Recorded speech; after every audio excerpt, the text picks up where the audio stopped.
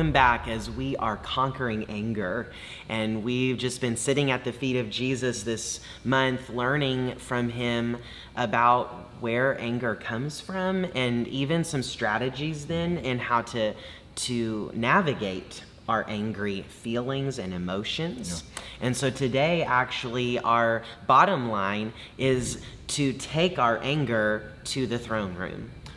Yes, and we see the great example of this in David, who was a guy who definitely didn't get everything right, but this was one of the things that he seems to have excelled at, or learned at least how to do. So that we read Psalm 54, and it's based on some events in David's life that we read about in 1 Samuel, and so maybe you had a chance to look at that this week, or maybe your group leaders talked to you a little bit about it, but just in a nutshell, David is in a season where he's been anointed to be the next king of Israel, but the current king of Israel is not happy about it, and is chasing him down. To say the least, that's kind of an understatement, right? Yeah. He's literally tracking him down to kill him, trying to kill him. Yeah, right. He has thrown spears across the dinner table, banquet room, to try to kill him. Yeah. He's had to flee. He's hiding out in caves, all this kind of stuff. I mean, it's not a desirable situation. Yeah, no one wants to be there. So, there's a couple of situations then in this section of scripture, in this part of David's story, where he's betrayed really by the people around him, where he's trying to hide out from Saul, and other people are going to Saul and saying, hey, we know where David is, you can come kill him. And so you can imagine a lot of feelings going on in David's life and amongst his men who are having to run and hide, and these brave warriors didn't like having to run and hide, and I'm sure there was a lot of anger and frustration at the whole situation, and certainly at Saul. Sure.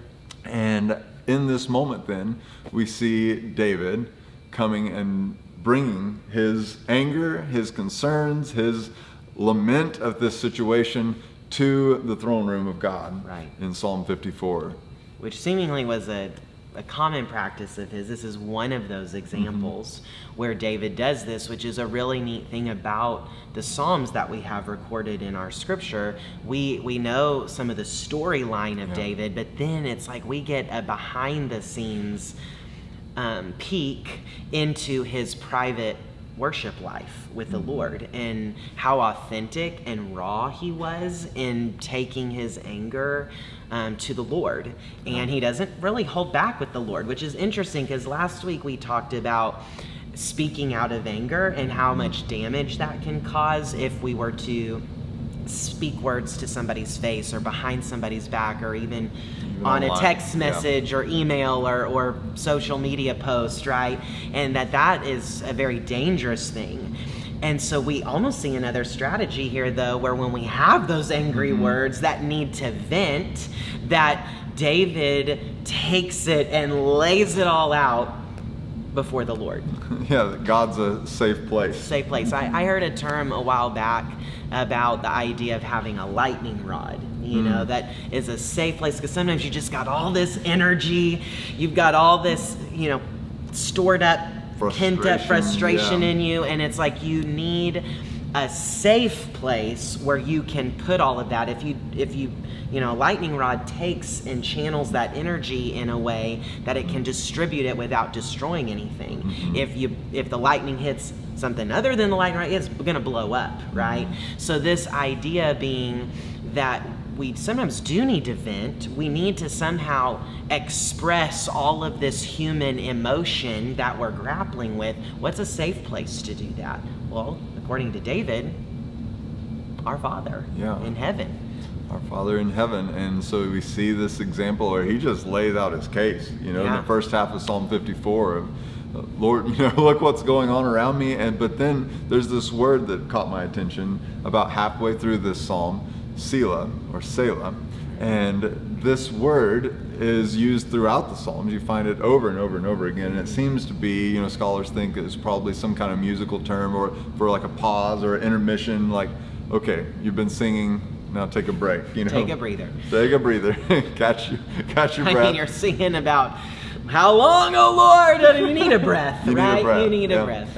And so it's interesting then that after this pause, David comes back with maybe a renewed perspective in this case, you know, and like a shift in perspective of, okay, the Lord is faithful, the Lord is good, you know, I'm going to be all right. You know, it's just kind of like needed to go there and then pause and listen. Right. There's something about that level of authenticity with the Lord that I believe he can work with. It really is brokenness, actually, when we're showing him, revealing to him openly all that we are.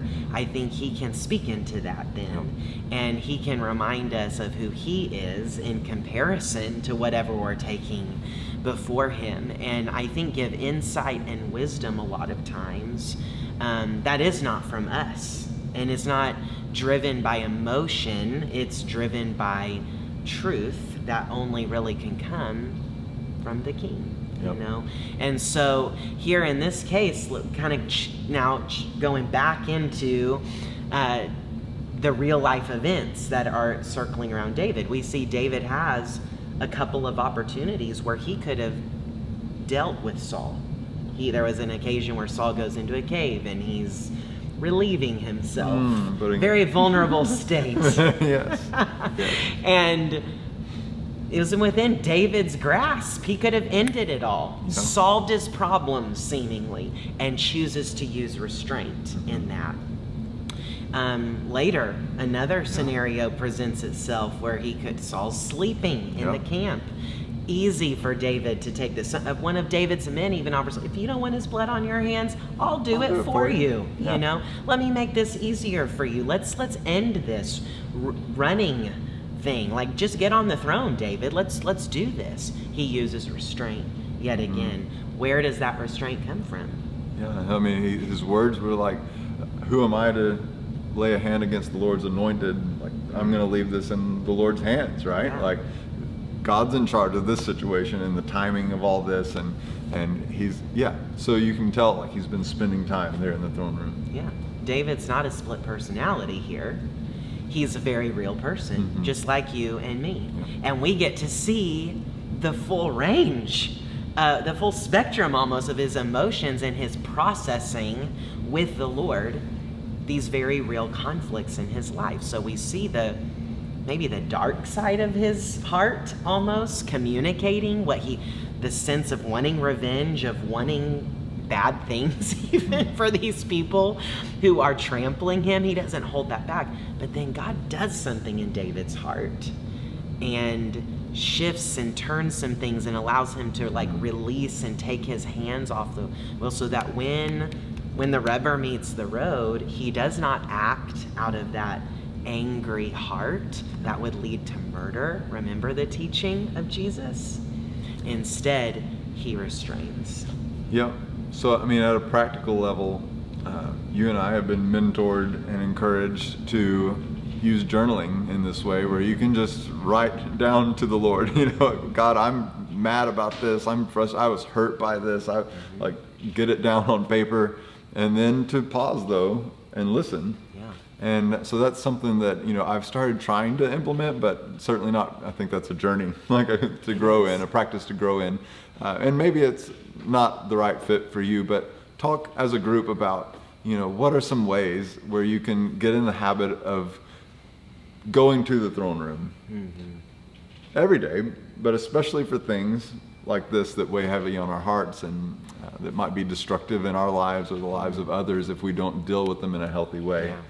So, you know, whether it's journaling it and writing or just speaking it, you know, and having this dialogue with the Lord, allowing him to be the lightning rod for our anger, chances are most of us in the room have used another person as our lightning rod, and sometimes they're safe people to do that with. But if we're honest, a lot of times we find people to share our anger with who we know will take our side. Yeah, and kind of ends up feeding it. We'll feed it, fuel that, just kind of perpetuate what's already, and even like justify our cause even more.